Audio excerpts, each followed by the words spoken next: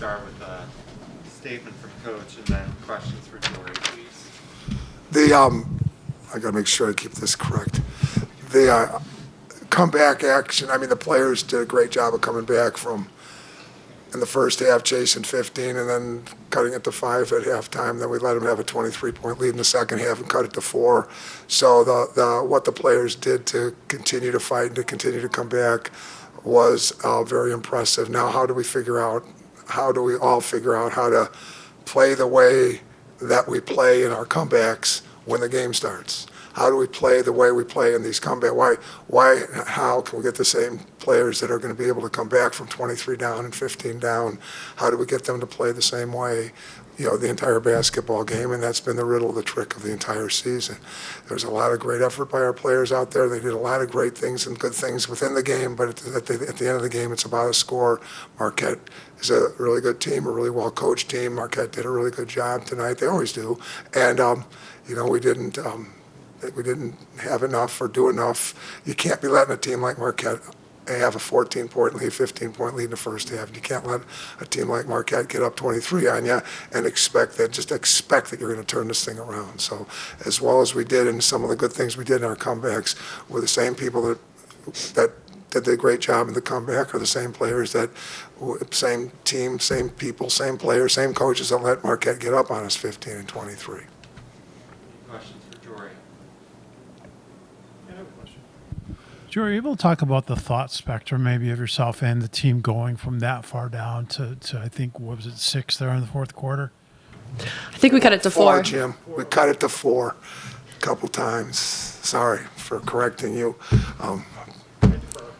Yeah, we were just in attack mode.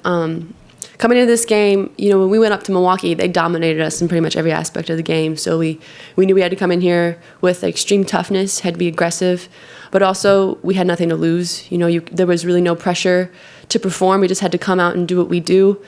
Unfortunately, we laxed and we let them get that lead, but finding our way back, it's just play after play, taking it one possession at a time. We get in timeouts and coach says, just get this one stop, just get this one bucket. And as you rack them up, you gain confidence. That's with any player in any game, right? So we just had some players step up. We were able to get some buckets and make a run at them. But like coach said, we really need to have that edge the whole game. Marquette's an extremely tough team, and if they get a lead on you like that, it's really difficult to fight your way back. But I'm extremely proud of my teammates and the fight they had today. I'm extremely proud of my coaches never getting up on us. We got in a timeout. We were down 23 at the time, and we said, just fight right now. Just fight right now. Like I said just previously, we had nothing to lose. And that's kind of been the name of the season. Just fight, because there's been many times where we've just been this close, right? So we were just in attack mode, making those plays, and it's just unfortunate that we don't have anything to show for it. The previous matchup in Milwaukee, you shot 1 for 10, a poor performance, but tonight you obviously rebounded with a great performance, 18 points, 8 for 10. What was your attack plan strategy going into tonight to improve this performance? Yeah, I remember in Milwaukee, Carlin and Forbes are big players, a lot of length, and they had my timing down perfectly. I remember getting my shot blocked a lot. Coming into this game, coach says the game's played from the ground up. I knew I had to have a good foundation in any shot I took. And I wasn't trying to rush. I feel like I haven't been finishing as well as I know I'm capable of lately. I think that part of that is because I've been rushing. So I caught the ball, I took my time, and once you see one go down, the confidence just builds. And I just kept going, kept attacking. And my teammates, they're always in my corner, always telling me to keep going at them. So a lot of it was, just getting reps in practice and coming in, and knowing everybody behind me had confidence in me, and I was able to get some in today. Thanks, Jorie. Thank you, Coach. Questions for Coach? We'll go here. Similar to what Jorie said about just saying keep fighting, about after going down so many points. There are a lot of times during the game there'd be 6-0, 8-0 runs for both teams, and I'm just wondering, after those quick timeouts, what's your message to your players to stop the bleeding real fast? Well, I mean, you try to keep the players in the moment of not, human beings can't help. If you look at a score, there's going to be a psychological effect of the number on yourself, on your head, heart, and guts. And so to try to keep the players in the moment and keep the players focused on winning the possession, all right. And you have to be able to put the score aside when you're up 10, up 15, up 18, up 20, and likewise when you're down. So I mean, the message was strictly, Jorie said, keep fighting, but we also just kept talking about a few of the technical things we had to do to keep fighting, but also just, you have to play the possession. You're not going to get the tendency is of ball players when they're down a big number is to try to make it back all at once. You're never going to make it all back at once. You have to understand the game. A game like that, if it was to be won and we put ourselves in position if you're down 4 after being down 23, I think you put yourself in position a couple more stops to actually win the game.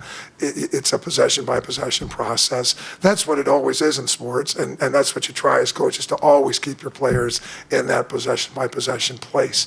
But again, when people are human, and you just got to try to keep their heads up when the psychological look of the number is tough on any psyche. Both you and Jorie commented earlier about the team being close or this close. Are you close to figuring out the puzzle as to getting over the top? No, Jim, if I was able to figure out the puzzle, I would have put it together a long time ago. I mean,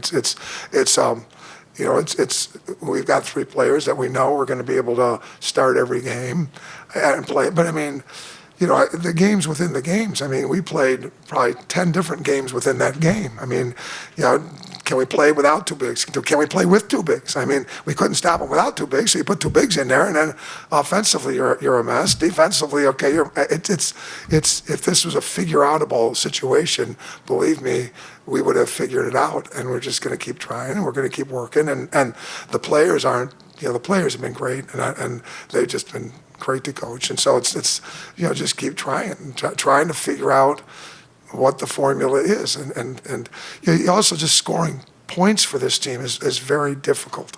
This has been a tough team. This has been a tough team to score points, Jim. You've covered us a long time.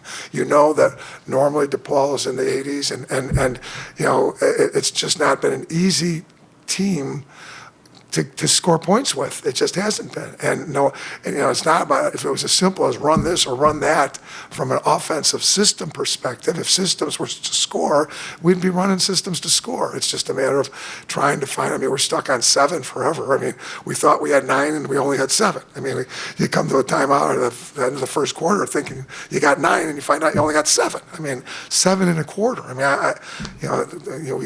we got beat last week 44-42, and 42 is usually a halftime score for us. So if there was a formula or an answer to the puzzle, believe me, we'd be putting it together. But we're going to keep trying and experimenting with different people, young people. And that's another thing you can't forget about. This is still a young. When I say young, they're new together. We've got 2 people that really played together last year, and everybody else is new. So we're trying to figure out who can do what best, where, how together they can play best. Thank you. All right. Thanks everybody for covering women's sports. Got Seton Hall at Seton Hall, and back here after Seton Hall week from Sunday against UConn on the 25th. So thanks for covering women's basketball.